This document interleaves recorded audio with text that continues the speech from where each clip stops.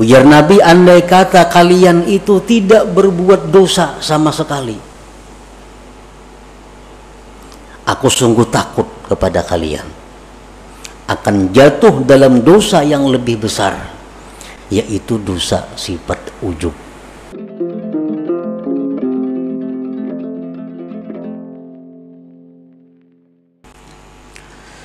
Para muhibbin rahimakumullah, al-hikmatul ishrun minal hikamil adzaiyah.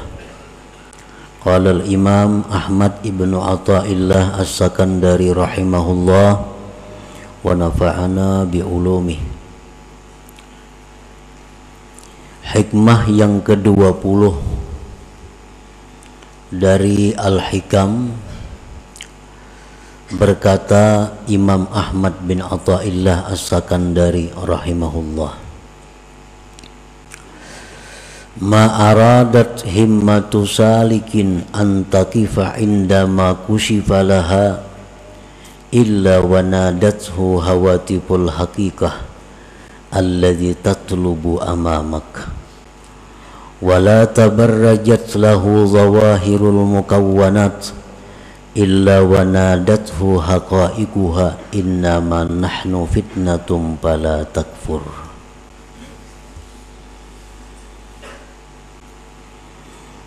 Arti terjemah dari hikmah yang ke-20 adalah tidak menghendaki keinginan orang yang tekun beribadah bahwa berhenti dia ketika dibukakan baginya, melainkan menyeru akan dia oleh suara-suara hakikat. Bermula yang kamu tuntut itu ada di depan engkau. Dan tidaklah bernampak bagi seorang ahli ibadah oleh zahir-zahir ini alam, melainkan menyeru akan dia oleh hakikat-hakikat ini alam. Hanya saja kami ini merupakan cobaan, maka janganlah kamu tergoda dengan cobaan itu. Nah, para muhibbin, itulah terjemah daripada hikmah yang ke-20 ini. Kana abdun bil amsi syaridan an siratillahi ta'ala mu'ridan an kalamihi wa sunnati nabiyyihi sallallahu alaihi wasallam munghamisan bi bihari syahawatihi wa ahwa'ihi thumma adrakathu hidayatullah subhanahu fasyarahallahu sadrahu lil islam wa ta'allama ahkamah thumma jatahada bi ta'atillah bi'adai faraidihi wa jitinabi nawahihi wa iktharin nawafil minas salah wa siyam wa sadaqah. Fatala zaman ala dhalikal hal kana syaitan yugrihi min qablu bil fawahish wal munkarat bal an yuwaswisu ilaihi qailan ala tara kaifa asbahta al-an anta min khairati ibadillahi salihin tata'allamu ahkamahu wa tuaddi faraidahu wa tajtanibu nawahiyahu wa tuksirun nawafil wa tashabul ulama qad asbahta min awliyaillahil muqarrabin. Fa idza rakana ila hadzal waswas wa tasharraba hadzal iha ila al yaqin min nafsihi ada ila aqbaha mimma kana alaihi sabiqa.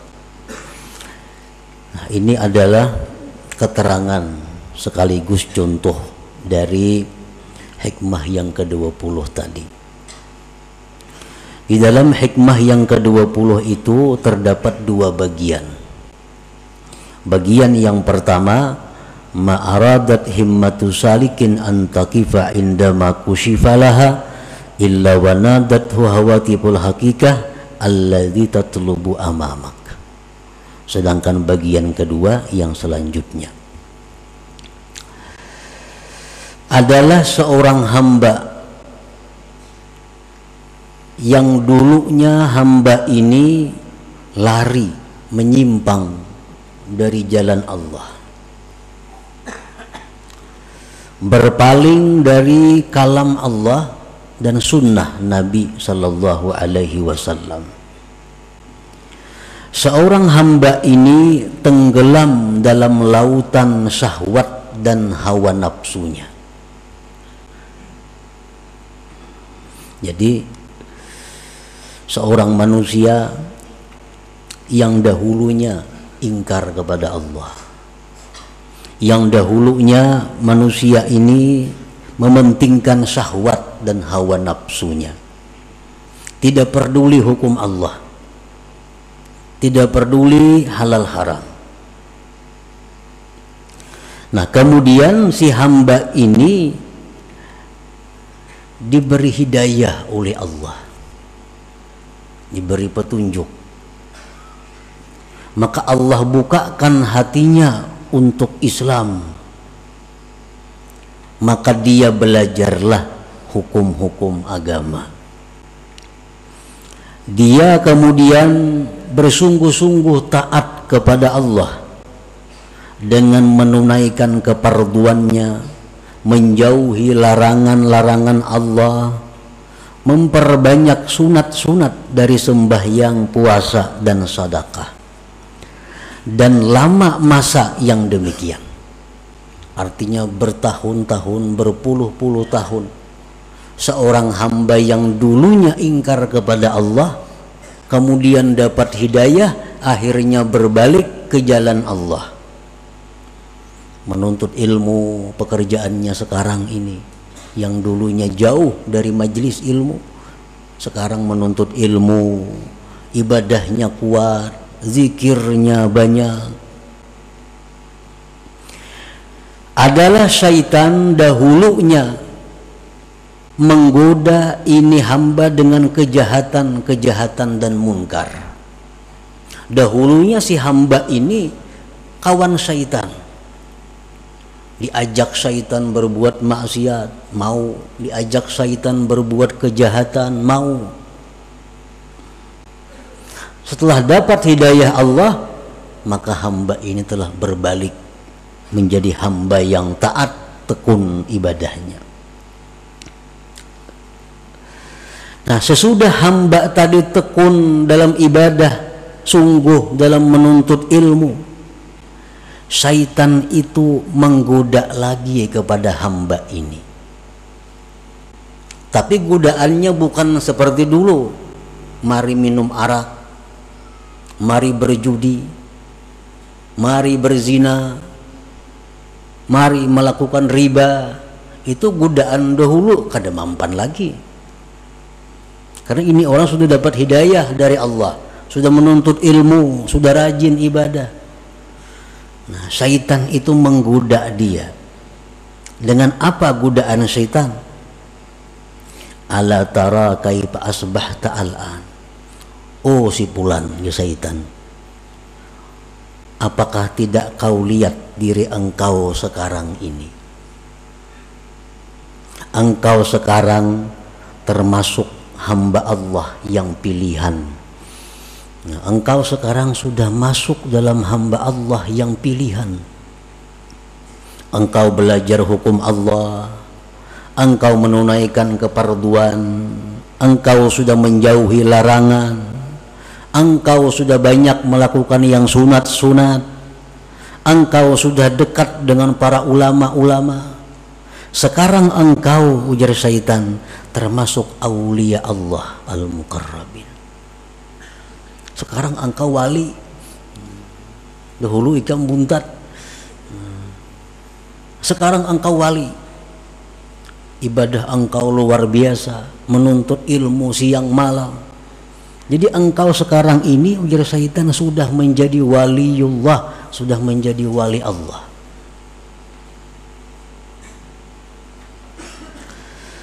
Nah, apabila si hamba ini setuju dengan bisikan syaitan itu, ya syaitan ikam ni wali, diterimanya itu, Oh, cocok aja aku wali, soalnya wah ini aku sudah belajar siang malam zikir 10.000, salawat 10.000, cocok aja aku wali. Nah, wa tasharraba hadzal iha ilal yakin, dan masuk ini bisikan kepada yakin. Akhirnya dia yakin, wah aku ini besar bujur-bujur wali. Ada ila akbaha mimma kana alaihi sabiqa, maka dia ini hamba kembali kepada sesuatu yang lebih jahat daripada dahulunya. Nah, lebih jahat daripada dahulunya di sisi Allah Subhanahu wa ta'ala tentunya. Nah, jadi artinya kalau kita dahulu banyak maksiat kepada Allah, dahulu kita ingkar dengan hukum Allah, sekarang dapat hidayah, menuntut ilmu, banyak zikir, banyak amal. Setelah itu kita merasa bahwa diri kita ini adalah kekasih Allah, diri kita ini orang yang dekat kepada Allah, kita meyakini demikian. Nah, kita sebenarnya lebih jahat kedudukannya di sisi Allah daripada kelakuan kita yang dahulu kala yang suka maksiat itu.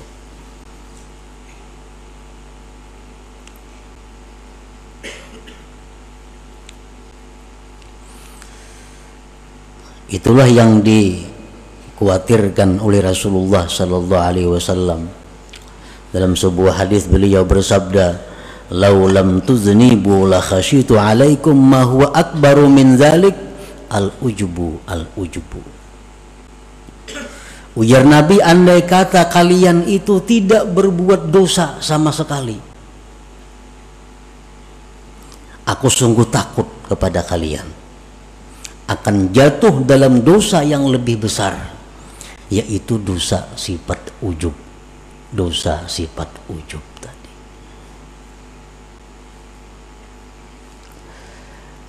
Sayyidatina Aisyah radhiyallahu anha, beliau ditanya, mata yakunur rajul musi'a? Qalat idza zanna annahu muhsin. Kapan seseorang itu dikatakan jahat di sisi Allah? Ujar Aisyah menjawab, bila mana dia sudah menyangka dirinya baik. Bila mana kita menyangka diri kita ini sudah baik, berarti kita orang yang jahat di sisi Allah Subhanahu wa ta'ala. Nah, ini keterangan daripada bagian yang pertama daripada hikmah yang ke-20 tadi. Nah, para muhibbin rahimakumullah, jadi syaitan ini, ujar para ahli suluk, mengatakan selalu berusaha menggoda kita sampai kepada tahapan-tahapan yang ke-7, baru syaitan itu berakhir menggoda kita. Sampai 7 tingkat keadaan-keadaan kita, syaitan selalu membisik kepada kita agar kita gugur, agar kita terjatuh ke dalam jurang yang hina. Nah, untuk menghindari, menjaga keselamatan dari godaan-godaan syaitan yang 7 tingkat itu, 3 hal yang kita perlukan. Pertama, ilmu. Ilmu yang pertama. Yang kedua, doa kepada Allah agar dipelihara. Yang ketiga, kawan yang baik. Nah, 3 macam itu kalau kita ingin selamat. Para muhibbin rahimakumullah, apa yang 7 itu? Dalam tahapan pertama, syaitan itu mengajak kita dengan ajakan ukfur. Ukfur, kafirlah engkau. Icam jaka kafir, nyaman kada besembayangan, kada berpuasaan, kada berzakat, kada istilah perjinahan, kafir. Mungkin ajakan ini tidak ditujukan syaitan kepada kita, karena kita insya Allah kada mungkin hakun bakapir, ada bisikan nyuruh kafir bakapir lah, insya Allah kada. Tapi untuk orang-orang yang tertentu bisa terperdaya dengan ajakan ukfur ini. Nah, kalau syaitan itu mengajak kita kepada ukfur, kafirlah kamu kepada Allah, ilmu yang kita perlukan untuk mengatasi ini adalah firman Allah, wa ma liya la a'budul ladzi fatarani. Tidak ada alasan wahai syaitan untuk tidak menyembah Tuhan yang menciptakan aku. Kalau engkau mengajak aku kepada kafir wahai syaitan, aku tidak ada alasan untuk tidak menyembah Tuhan yang menciptakan aku.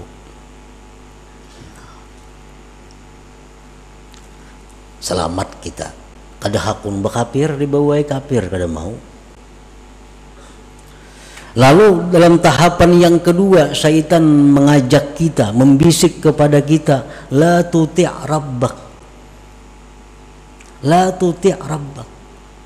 Kalau ikam sudah Islam, ya syaitan, ikam kada perlu taat lawan Tuhan. Karena ikam sudah Islam, kada perlu taat kepada Tuhan. Kada perlu sembahyang, kada perlu puasa, kada perlu zikir. Karena orang Islam itu sudah selamat. Menghadapi ajakan ini, kita mesti ada ilmunya. Dengan ilmu bahwa wahai syaitan, aku kada kawa kada taat lawan Tuhan, kada kawa kada sembahyang, kada kawa kada beribadah, karena itu bekalku hari kiamat. Nah, hari kiamat tuh aku perlu bekal. Bukan hanya Islam bekalku, tapi sembahyang, puasa, zakat, sembahyang sunat ini. Artinya syaitan itu kada ada membisiki kita, pang, kamu jangan sembahyang lah, kada ada pembisikan itu. Cuman dalam hati kita nih ada, dalam diri kita ada muncul asa kada hendak sembahyang. Nah itu iya bisikan syaitan, jangan sembahyang nyernya, membubungi jangan sembahyang tuh kada ada, bang. Jangan sembahyang kadakah itu. Cuma dalam hati kita nih malas sembahyang, malas puasa, malas zikir. Nah itu bisikan syaitan yang kita atasi dengan apa? Dengan bekal. Ini mati perlu bekal. Orang hendak ke Banjar aja besangu duit. Nah apalagi mati. Bekalnya mati apa? Sembahyang banyak, zikir banyak, puasa dan lain-lainnya. Nah jadi kalau syaitan mengajak kita, dalam hati kita ini ada bisikan-bisikan yang malas untuk ibadah, kita tentang, kita lawan bahwa syaitan, bahwa aku ini perlu bekal untuk akhirat karena aku pasti mati. Nah, dua tahap syaitan menggoda kita. Tahap yang ketiga, ujar hati nih nang dibisiki syaitan, ayo ikam banyak-banyak beramal, banyak-banyak sembahyang, tapi kaina bila Tuha. Nah, bila Tuha aja lagi anom bahimat napa? Karena nang dipandang tuh akhir umur. Ikam walaupun wahini pak ibadah, kalau akhir umur kayaknya ikam jahat jadinya. Jadi baik wahini berjahat, kayaknya akhir umur hanya berbaik. Nah, ini mungkin seringkali datang ke dalam hati kita. Ini sering datang ke dalam hati kita. Padahal itu adalah syaitan. Kayaknya gin amal banyak, kayaknya mau sudah Tuha. Kayaknya aja sembahyang tahajud, amun sudah Tuha. Pada orangnya umur 60 sudah ini. Nah, bila lagi Tuhanya. Kayaknya aja nuntut ilmu bila sudah Tuha. Kayaknya aja bila sudah Tuha.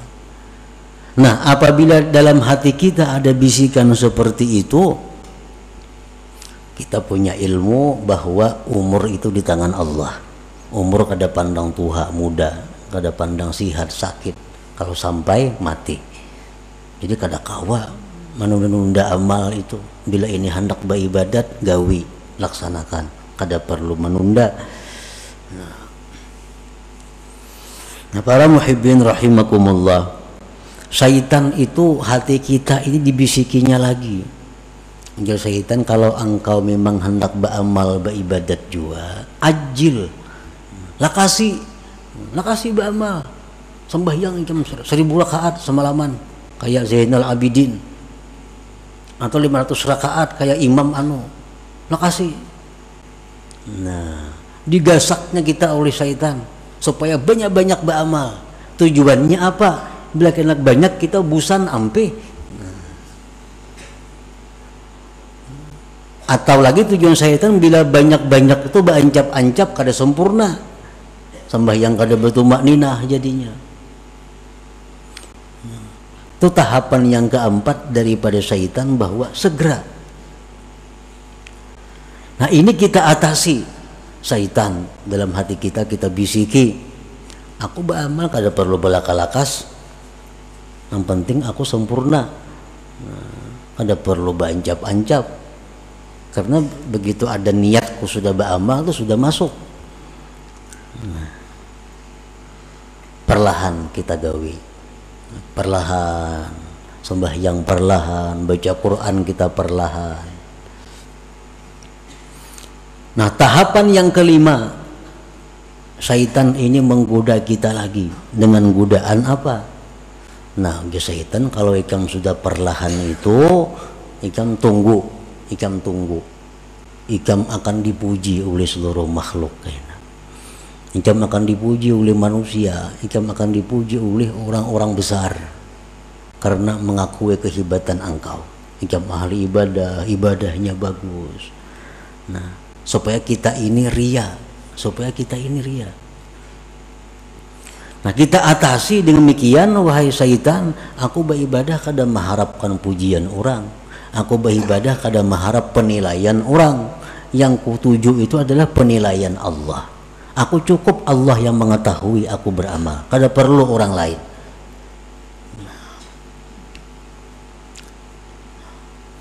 Terus kita beramal kepada Allah, beribadah. Nah, yang keenam ini, ujar syaitan, kalau ikam itu beramal sudah mengharap Allah, sudah ikhlas, nah itu ngarannya ikam bujur-bujur wali. Nah, itu orang wali. Ini yang dimaksud dengan hikmah yang ke-20 ini. Ma'aradat himmatu salikin antaqifa indama kusifalaha illa wanadatu hawatibul hakikah alla yatlubu amamaka. Nah, sekarang engkau sudah wali ya syaitan. Ikam beramal perlahan, teratur, ikam mengharapkan sudah karena Allah. Ikam sekarang sudah waliullah. Nah, bila kita ma'asisi itu, bila kita membujuri ampun syaitan yang mengatakan bahwa kita ini sudah wali, nah disitulah kita hancur. Nah, disitulah kita terjatuh lebih dalam daripada jurang yang dahulu kita berada.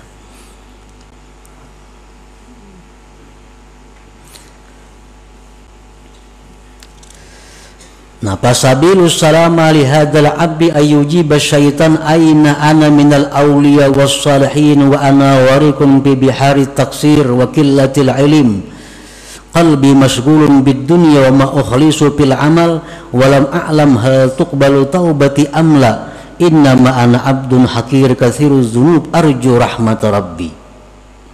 Di waktu syaitan tadi, di waktu hati kita berbisik bahwa kita ini dekat dengan Allah, di waktu hati kita bicara bahwa kita ini sudah dikasihi, dicintai Allah, di waktu hati kita bicara kepada kita bahwa kita ini wali, itu hendaknya dijawab, bah, kada mungkin aku ini wali, kada mungkin aina ana minal aulia, kada mungkin aku ini wali. Aku ini masih banyak kurang, ilmunya kurang, hatiku masih banyak kepikiran dunia, amal ibadahku belum tentu ikhlas, dosa-dosaku dahulu belum tentu diampuni Allah, tubat-tubatku belum tentu diterima. Aku ini adalah hamba yang hina, yang banyak dosa, yang mengharapkan rahmat Tuhan.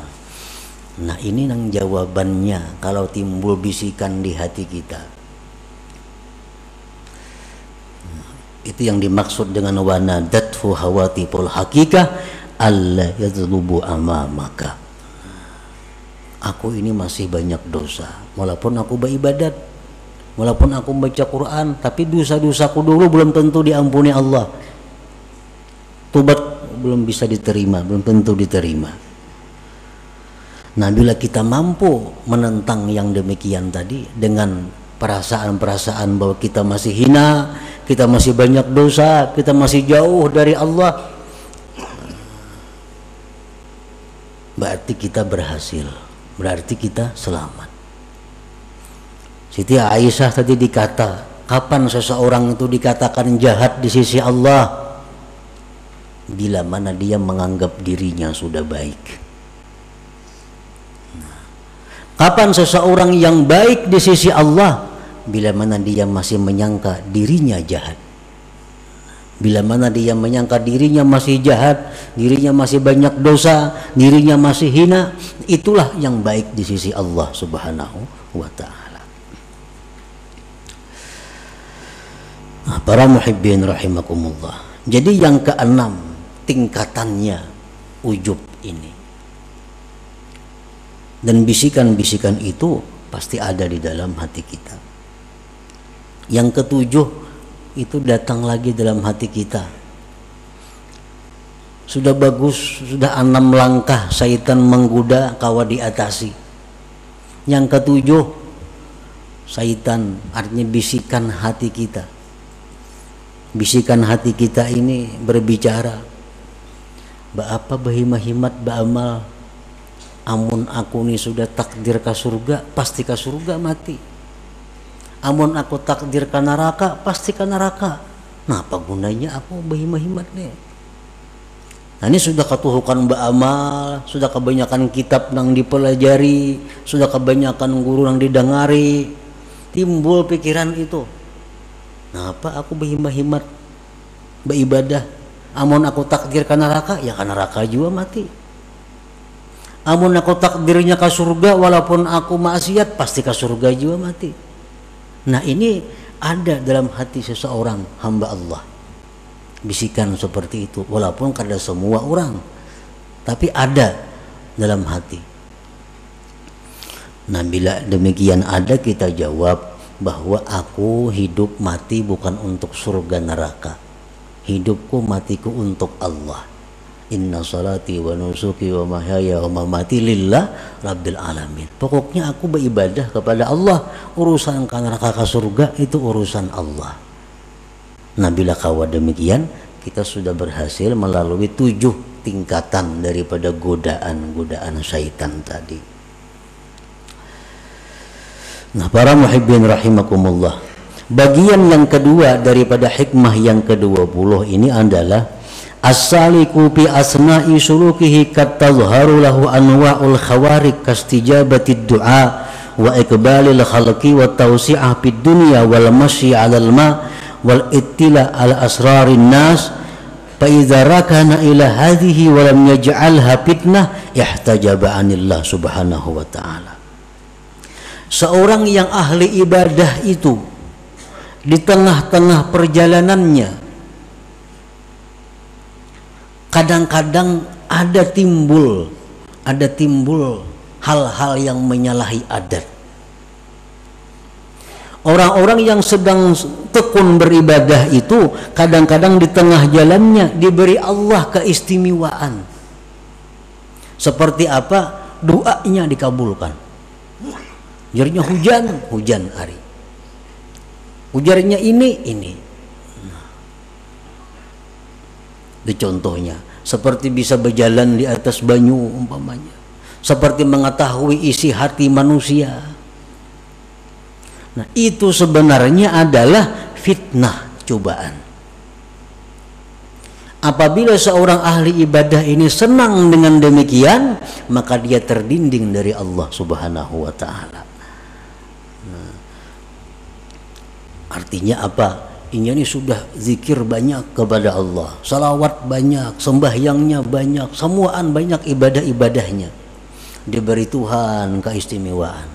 Doanya mustajab, orang-orang datangan kepadanya. Nah, bila inya senang dengan hal-hal itu, akhirnya mengurangi ibadah-ibadahnya, berarti dia sudah terdinding daripada Allah Subhanahu wa ta'ala.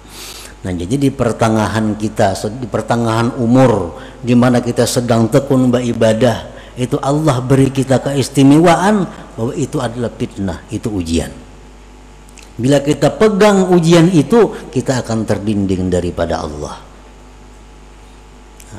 Orang membaca zikir, membaca beramal, amalan macam-macam dibaca, itu ngarannya salik, orang berjalan menuju Allah. Nah, kadang-kadang kena orang ini di tengah jalannya mustajab doa. Ada orang garing ditiupnya sigar, ada orang garing diberinya banyu sigar. Akhirnya ini asik dengan itu, akhirnya jadi penambaan. Pada tujuan asal untuk jadi orang yang dekat kepada Allah, zikir, baca salawat, dicoba oleh Allah dengan demikian. Ada orang minta ini sigar, ada minta ini kabul, ada minta ini berhasil. Akhirnya sibuk melayani itu. Ibadah-ibadah yang sudah dirintis tertinggalkan. Nah, ini artinya ihtajaba anillah. Jadi bila mana kita mengalami yang demikian, maka janganlah kita anggap itu satu kebanggaan. Jangan kita anggap itu satu kemuliaan. Tapi innama nahnu fitnah, kami hanya cobaan. Itu hanya adalah ujian dari Tuhan. Apakah kita berhenti sampai di situ atau terus berjalan beribadah sebagaimana yang sudah dirintis terlebih dahulu. Nah, itulah para muhibbin rahimakumullah, sebagian daripada maksud yang bagian kedua dari hikmah yang ke-20 ini. Mudah-mudahan kita diberi Allah taufik hidayah sehingga dapat mengamalkan ilmu pengetahuan yang diberikan Allah kepada kita. Amin ya rabbal alamin. Ila hadratin Nabi sallallahu alaihi wasallam. Al-Fatihah.